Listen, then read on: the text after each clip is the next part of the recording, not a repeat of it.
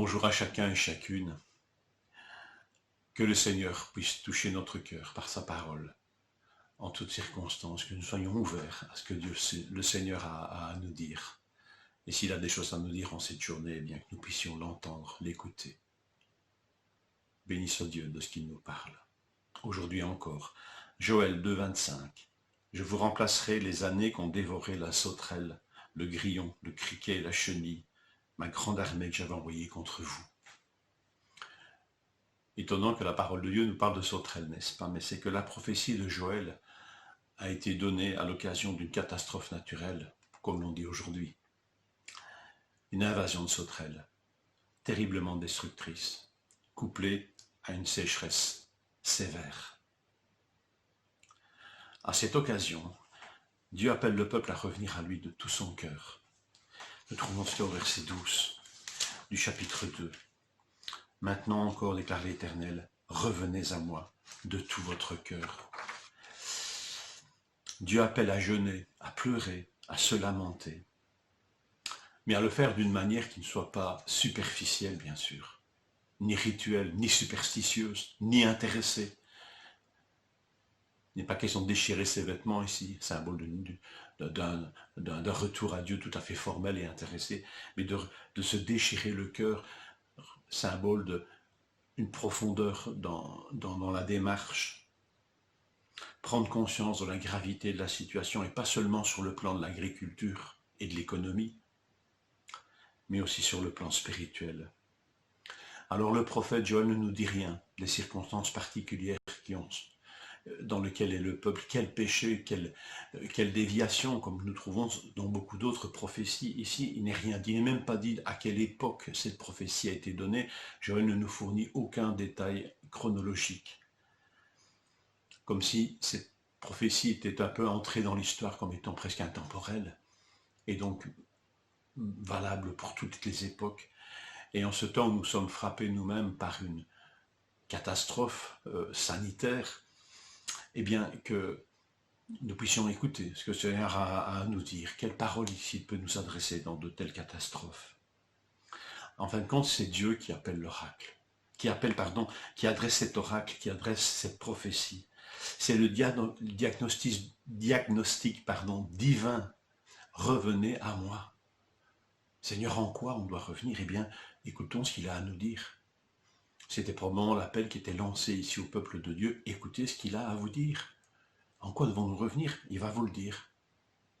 Je ne vais pas moi vous le dire, c'est le Seigneur qui va vous le dire. Et ici, croyons que le Seigneur nous parle. Et au travers de cette crise, bien, écoutons-le. Écoutons-le, et si le Seigneur nous dit, reviens à moi, Seigneur, dans quel domaine est-ce que je dois revenir? Écoutons-le sans préjugés, sans légèreté. En tout cas, il est un domaine, moi personnellement, où je me dis, Seigneur, là, il faut que tu me parles, parce que je ne suis pas manifestement en alignement avec toi. De versets 21 à 23, le Seigneur s'adresse étonnamment à la terre et aux animaux sauvages ou aux animaux des champs. Terre, n'aie pas peur, sois dans l'allégresse, réjouis-toi, car l'Éternel fait de grandes choses. Bêtes sauvages, n'ayez pas peur, car les plaines du désert reverdiront, les arbres porteront leurs fruits, le figuier et la vigne donneront leur richesse, et vous, habitants de Sion, etc. Étonnamment que le Seigneur, avant de s'adresser à son peuple, s'adresse à la terre et s'adresse aux animaux d'une manière bienveillante. Le texte nous dit même que les bêtes des champs crient aussi vers toi, car les torrents sont à sec. On trouve ça dans Joël 1,20. Alors, je ne dis pas que les animaux prient, mais en tout cas, ils crient, et le Seigneur entend ces cris.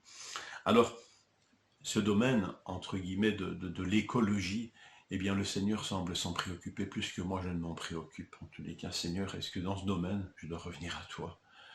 Ou finalement, je suis devenu un chrétien consommateur des biens de la terre, consommateur d'animaux. Mais est-ce que je suis aligné sur tes pensées, Seigneur, aussi en ce domaine? Quelle est mon attitude en tant que disciple de Christ à l'égard de la terre et du monde animal? En revenant à Dieu, le Seigneur promet que les choses changeront radicalement. Il ne fixe pas un calendrier. Mais Dieu rendra ce qui était perdu. C'est ce qu'il nous dit dans le texte. Je vous remplacerai les années qu'on dévorerait de la sauterelle. Mais il y a bien d'autres choses que Dieu va faire. Encore une fois, le Seigneur ne se contente pas de résoudre une situation socio-économique, ce qui semblerait nous contenter, nous, bien sûr.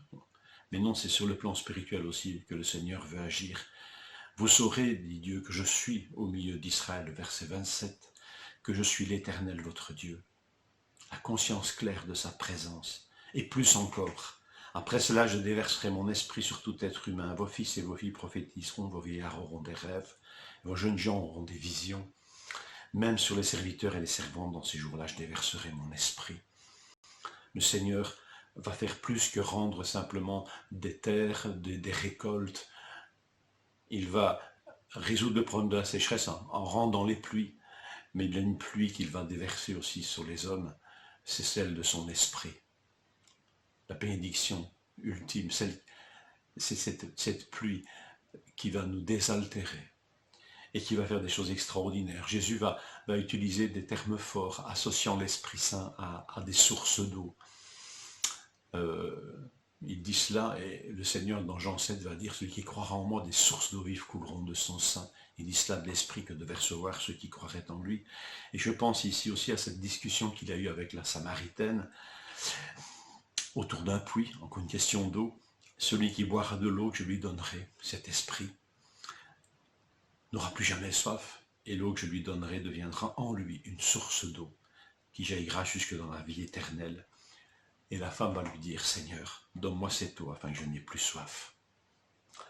Alors en ces temps qui sont mauvais, d'après ce que dit le prophète Amos, que nous lirons demain, soyons plus que jamais remplis de l'esprit et comprenons la volonté de Dieu, ce que Paul disait à l'époque aux Éphésiens. Que le Seigneur nous conduise en cette journée à l'écouter.